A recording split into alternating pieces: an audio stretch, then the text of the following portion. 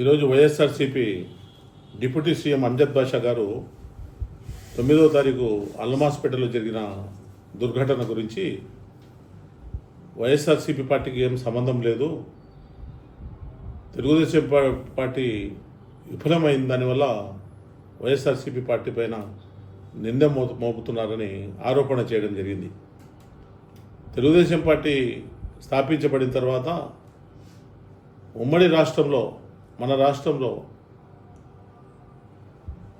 అల్లర్లకు మారుపేరుగా ఉన్నది. Telugu Desam party NT Ramarao గారు స్థాపించిన తర్వాత మత ఘర్షణలను లేకుండా చేసి అటు హైదరాబాద్ పాత బస్తీలో కానీ, ఇటు విజయవాడ సిటీలో కానీ, ఇటు రాయలసీమలో ఫ్యాక్షనిజాన్ని కానీ రేఖలు లేకుండా చేసింది ఎన్టీ రామారావు గారు, తెలుగుదేశం పార్టీ. దాని తర్వాత చంద్రబాబు నాయుడు గారని మన ఉమ్మడి రాష్ట్ర ప్రజలకంతా తెలుసు, తెలంగాణ ఇటు ఆంధ్రప్రదేశ్. ఈరోజు అంజద్ బాషా చెప్తే అంజద్ బాషా దగ్గర తెలుసుకోవాల్సిన పరిస్థితి రాష్ట్ర ప్రజలకు లేదు. మన 9వ తారీఖు జరిగిన దుర్ఘటన మేము కూడా పోయినాము.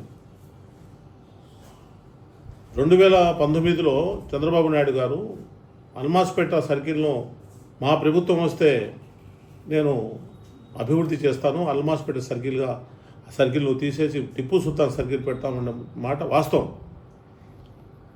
దురదృష్టవశాత్తు మా ప్రభుత్వం రాలే. వైఎస్ఆర్ ప్రభుత్వం వచ్చి 5 సంవత్సరాలు 5 సంవత్సరాలు వైఎస్ఆర్ ప్రభుత్వం అయిపోయిన తర్వాత మళ్ళీ 1.5 సంవత్సరం 2 సంవత్సరాలు దగ్గర 20 నెలలు మేయర్గా కానీ, స్థానిక కార్పొరేటర్లుగా కానీ వాళ్ళే ఉన్నారు అధికారం.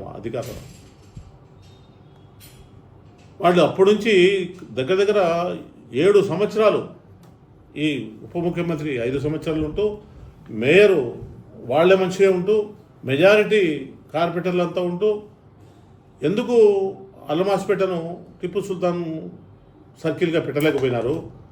నిన్న హనుమాన్ జయంతి సందర్భంగా కొంతమంది మిత్రులు, హిందూ మిత్రులు హనుమాన్ జయంతి వేడుకలను చేసుకుంటా ఉంటే ఈ అల్లరి మూకలను ఎవరు రెచ్చగొట్టినారు? ఎందుకు ఈ పరిస్థితి అక్కడ దాపరిచ్చింది? ఎవరు వచ్చినారు? ఎవరైనా తప్పు చేస్తే కలెక్టర్లు ఉన్నారు, ఎస్పీలు ఉన్నారు, ప్రభుత్వాలు ఉన్నాయి. మనకు కావాల్సిన సౌకర్యాలు ఏదైనా కావాలంటే ప్రభుత్వం ద్వారా చేసుకోవాలా? ఎవరైనా తప్పు చేస్తే వాళ్ళ మీద కంప్లైంట్ ప్రభుత్వానికి అక్కడ ఉండే స్థానికులు కానీ, ప్రజలు కానీ ఇవ్వాలా? అది లేకుండా డైరెక్ట్గా అక్కడ వచ్చి పోలీసుల మీద రాళ్లు రువ్వటము, తెలుగుదేశం పార్టీ డౌన్ అని నినాదాలు చేయటము, ఇవన్నీ ఎవరు చేసినట్టు భావించాలా? ఈరోజు అంజద్ బాషా గారు మా మీద ఆరోపణలు చేస్తూ ఉన్నారు.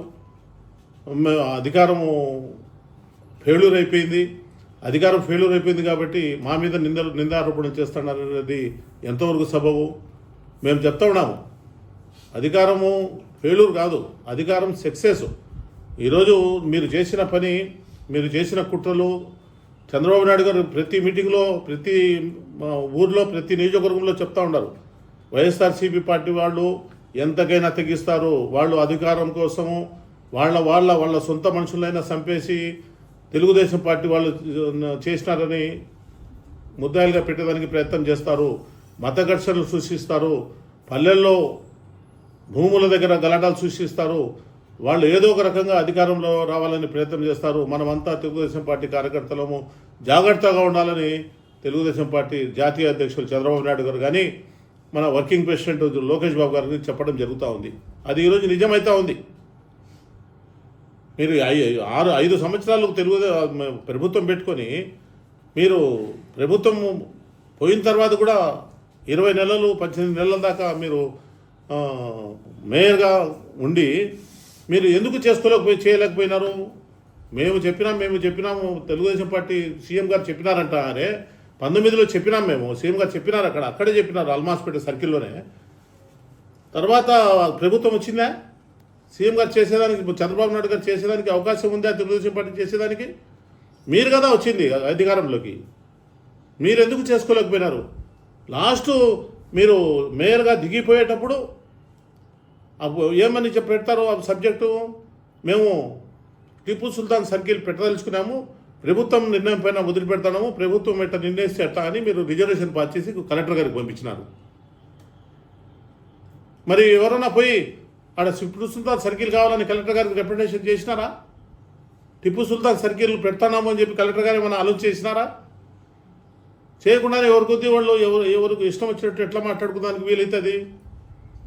అక్కడ కడపలో ఆ పరిస్థితి ఉంటే ప్రొద్దుటూరులో రాచమల్లి ప్రసాద్ రెడ్డి గారు మా మైదుగురు రోడ్లో చాందూ హాల్ దగ్గర టిప్పు సుల్తాన్ సర్కిల్ పెడతానని చెప్పి ముస్లిమ్స్ అంతా మనోభావాలు దెబ్బతినే విధంగా ఇక్కడ పొద్దుటూరులో చేసినారు.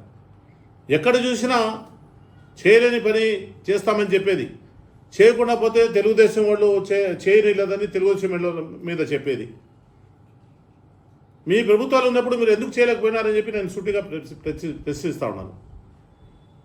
మీ వివాహాది శుభకార్యములకు, పుట్టినరోజులకు, మీటింగులకు అత్యాధునిక సదుపాయాలతో ప్రొద్దుటూరు వాసవి సర్కిల్ వద్ద నుంచి అతి సమీపాన మీకు అందుబాటు ధరలలో happy banquet AC function hall మీకు స్వాగతం పలుకుతుంది.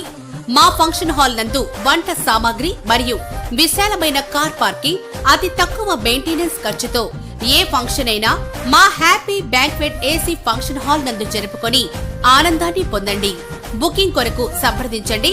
మా సెల్ నంబర్ 9100600238 7799 000211.